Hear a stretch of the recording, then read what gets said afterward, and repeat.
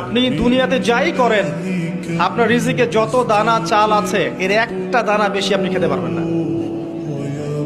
আপনি পৃথিবীতে যত কষ্টই থাকেন, হতাশায় থাকেন, একটা দানা রেখে পৃথিবী থেকে আপনি যাবেন না।